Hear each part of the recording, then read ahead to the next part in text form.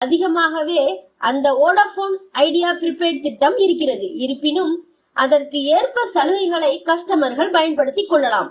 Vodafone idea ரூபாய் 1749 prepaid திட்டத்தை பத்தி இப்ப பார்க்கலாம். இந்த திட்டத்தில் லம்சம் டேட்டா கிடைக்காது. நாளொன்றுக்கு 1.5 GB டேட்டாவை 180 நாட்களுக்கும் பயன்படுத்தலாம்.